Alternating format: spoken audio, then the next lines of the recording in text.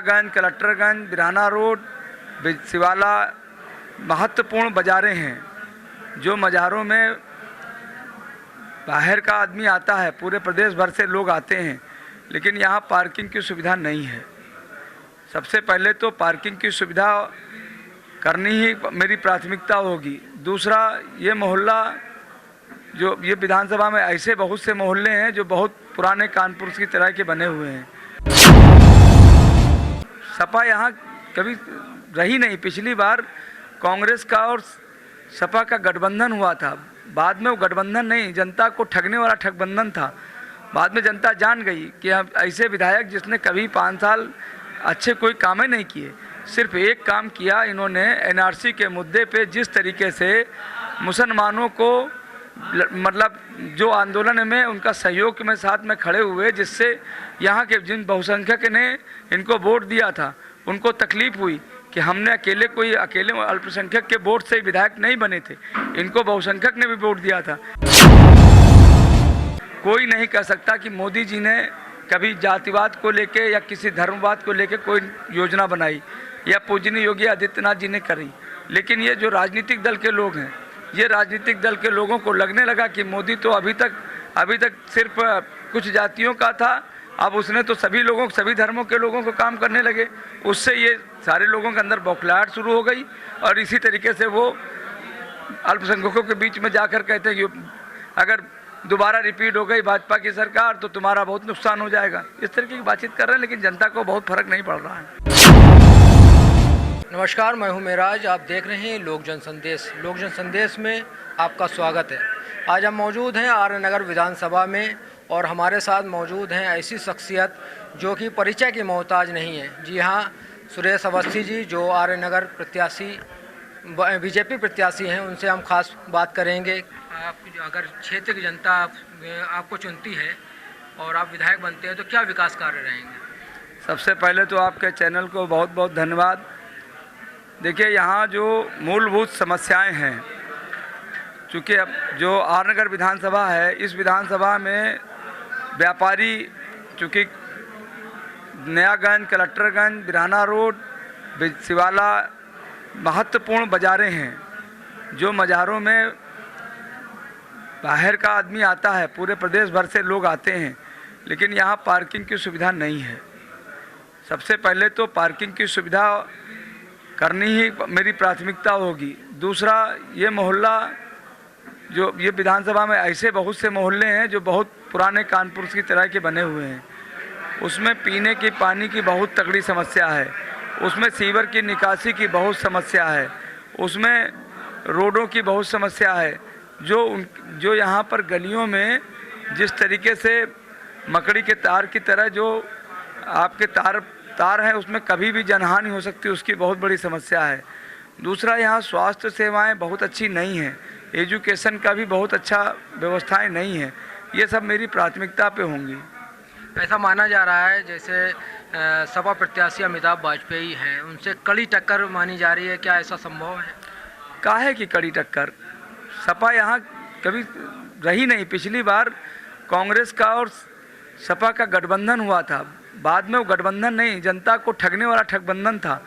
बाद में जनता जान गई कि हम ऐसे विधायक जिसने कभी 5 साल अच्छे कोई काम ही नहीं किए, सिर्फ एक काम किया इन्होंने, एनआरसी के मुद्दे पे जिस तरीके से मुसलमानों को मतलब जो आंदोलन में उनका सहयोग में साथ में खड़े हुए, जिससे यहाँ के जिन बहुसंख्यक ने इनको वोट दिया था उनको तकलीफ हुई कि हमने अकेले अल्पसंख्यक के वोट से विधायक नहीं बने थे, इनको बहुसंख्यक ने भी वोट दिया था। लेकिन ये खड़े दिखाई पड़े उनके साथ। जिस तरीके का वहाँ का जो वातावरण था, बिराना रोड का, माल रोड का, जो इस तरीके का प्रशासन को इनको सहयोग करना चाहिए और प्रशासन से ये उल्टा एक अल्पसंख्यक के लोगों को संतुष्ट करने के लिए वो जिस तरीके से काम किया, ये आर्य नगर की जनता ने उसे देखा है। तो निश्चित तौर से मान के चलिए कि अब की आर्य नगर की जनता ने, चूँकि ये बीजेपी की परंपरागत सीट है, पिछली बार ये ठगबंधन नहीं होता तो भी बीजेपी जीत जाती। तो आप ये मान के चलो कि बीजेपी ने सारे गिले शिकवे दूर करके अब गठबंधन अलग हो गया है और भारतीय जनता पार्टी के सुरेश अवस्थी और मोदी योगी को आशीर्वाद दे दिया है। क्या लगता है क्षेत्र में, शहर में बड़े स्तर के राष्ट्रीय नेता आ रहे हैं? जैसे कल अमित शाह जी आए, आज प्रियंका जी, क्या प्रभाव पड़ेगा चुनाव में?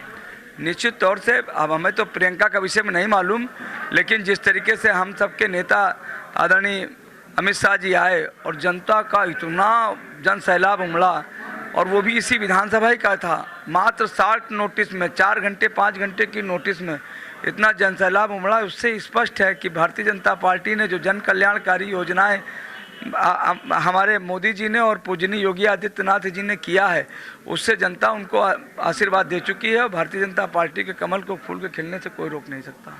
जैसे क्षेत्रीय जनता में काफ़ी विचार विमर्श है, जैसे आप सीसामऊ विधानसभा 2017 के चुनाव में सीसामऊ विधानसभा से लड़े थे, अब की बार आर्य नगर से लड़ रहे हैं, क्या ऐसी वजह रही जो विधानसभा चेंज करनी पड़ी? देखिए, मैं आपको बता दूं, ये बहुत अच्छा क्वेश्चन है आपका। मैं इसी विधानसभा में का रहने वाला हूँ, यहीं जन्मा हूँ, यहीं परमट पे रहता हूँ, और इसी विधानसभा में पूरी शिक्षा दीक्षा हुई। लल्लू प्रसाद और DAV कॉलेज छात्र संघ का महामंत्री अध्यक्ष रहा हूँ, और स्थिति ये है कि दूसरे अन्य विधायक जो हैं वो यहाँ के हैं ही नहीं। जनता ने तो आशीर्वाद अपने पुत्र को, अपने भाई को, अपनी बेटे को दे दिया है। एक आखिरी सवाल है आपसे कि क्षेत्र की जनता आपको वोट क्यों दे, क्या खास है आप?